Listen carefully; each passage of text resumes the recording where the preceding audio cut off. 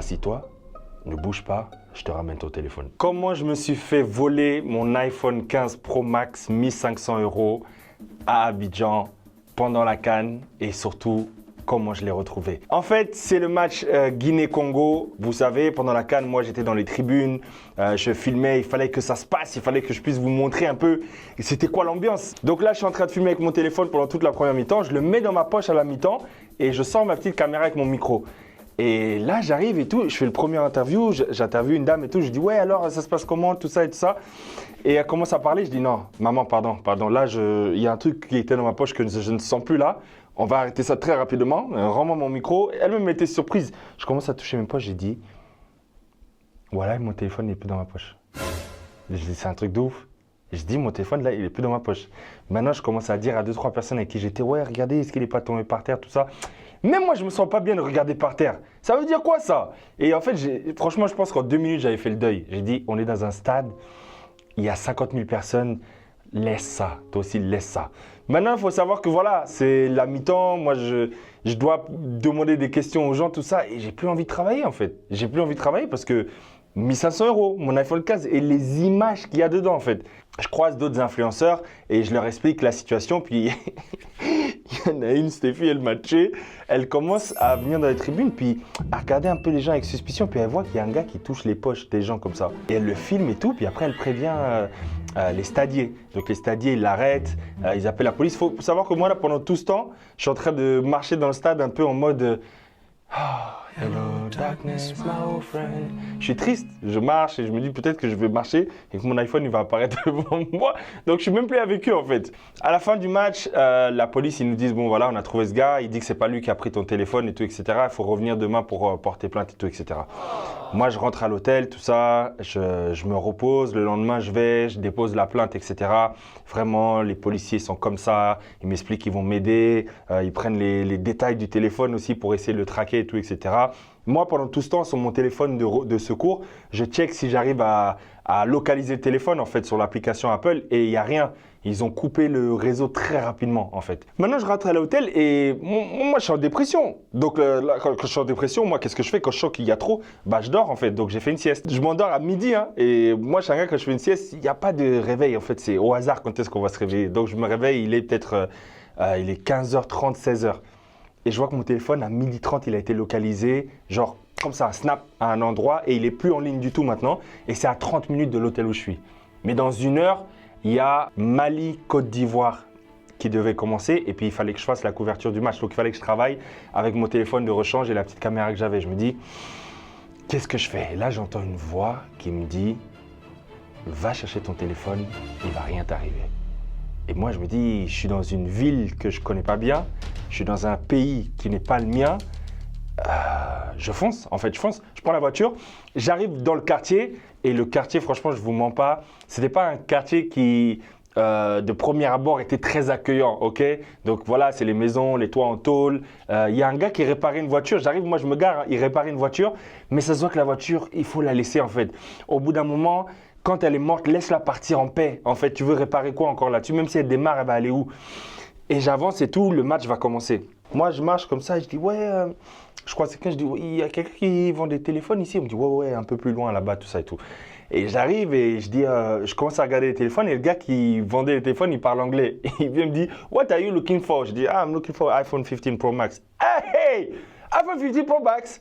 Et il m'explique qu'ici, ils ne vendent pas des vrais iPhone 15 parce que c'est trop cher, que si je veux, il faut que j'aille dans les boutiques officielles et tout, etc. Et moi, je lui dis direct parce que c'est un tonton, je dis, uncle, seriously, they stole my phone. Il m'a dit, si tu attrapes le gars ici qui t'a volé ton téléphone, il m'a dit, fais ça doucement, sans bruit, tu attrapes son bras comme ça, tu serres. Et moi, je me marrais déjà, mais en même temps, j'avais aussi l'adrénaline parce que je suis dans un quartier que je ne connais pas et tout, et je suis tout seul. Et je dis, ouais, t'inquiète pas, je suis prudent, t'inquiète pas. Je commence à marcher, je regarde la localisation, je vois que je suis vraiment tout près. Je passe devant une maison, il y a 2 gars devant la maison qui me regardent. On se regarde vraiment dans les yeux. Et là, je dis, ah ouais, c'est eux. Ah, les bâtards, ils ont mon téléphone. Et je me dis, bon, il faut que je trouve des complices, il faut que je trouve des gens pour m'aider parce que c'est pas mon quartier. Donc peut-être que, imagine, je vais demander au gars et en fait, le gars, c'est le boss du quartier. Et après, maintenant, on dit, oh, Randy Guin, il s'est fait tabasser dans un quartier à Abidjan. Maintenant, je vois des petits qui jouent au foot. Quand je vous dis petits, c'est peut-être 20, 22 ans. Ils sont en train de jouer au foot. Moi, j'ai un peu d'argent dans la poche. Je regarde, je vois qu'ils sont 5. Là, j'ai mis le paquet. J'ai 50 000 francs CFA dans la poche, environ 80 €. Je dis, ah les gars, venez voir 2 secondes. Ils viennent vraiment trop gentils. Ouais, c'est comment grand et tout. Je dis, ouais, je me suis fait voler mon téléphone au stade hier soir, tout ça et tout. Et il est localisé ici dans le quartier. Si vous m'aidez à le retrouver, je vous donne 50 000. Vous êtes 5, vous partagez. Il y a un gars, vous savez ce qu'il a dit derrière? Ça va tourner au vinaigre. Quand il a créé ça, j'étais déjà mort. J'ai dit, je crois que c'est une aventure là, on va bien rigoler. Il y en a un autre, il a dit, tu pars pas sans ça, tu pars pas. Il a dit, ça sort aujourd'hui. Et j'étais KO, je rigolais trop. Maintenant, on arrive devant la maison où je suspectais parce que c'est là où on était le plus proche de la localisation, ok? On arrive devant, il y en a un des deux qui est parti gentiment en marchant. On ne pouvait pas affoler tout ça. Il faut savoir que voilà, le quartier, il vit. Moi, je ne veux pas que les gens ils soient affolés. Le gars, il vient. D'abord, je dis bonjour, et puis je remarque qu'il ne parle pas français en fait. Les petits disent, oh, téléphone, ça c'est où?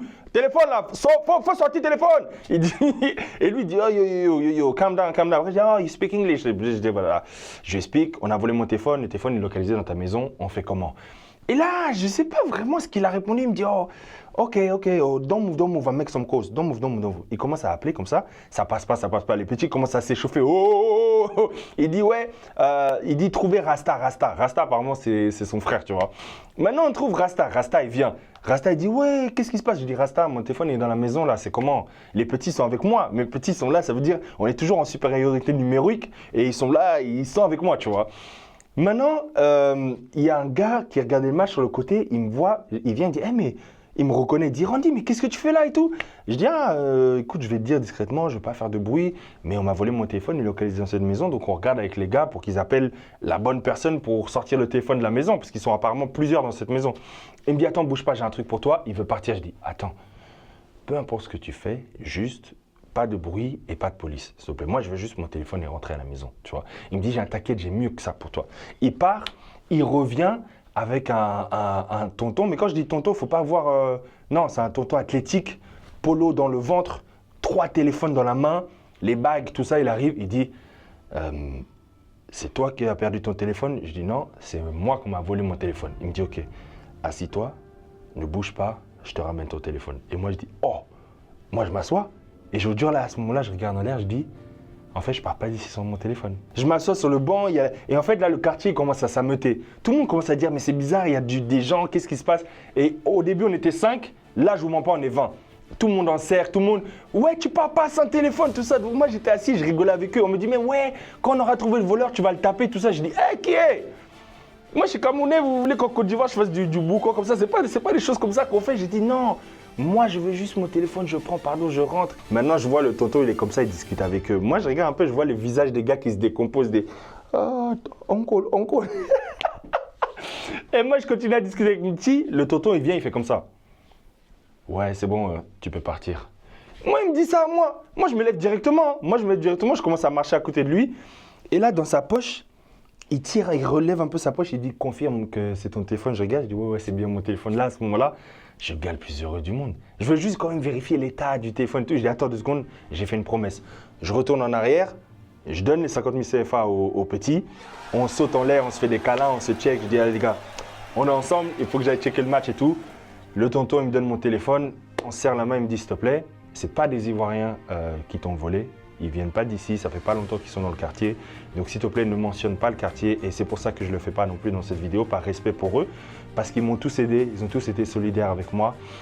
Et là, je prends mon téléphone, je prends la voiture, je pars et I'm so excited. Je suis trop content. Donc voilà, c'est l'histoire de comment j'ai été l'un des hommes les plus irresponsables. Donc ne faites surtout pas ça à la maison.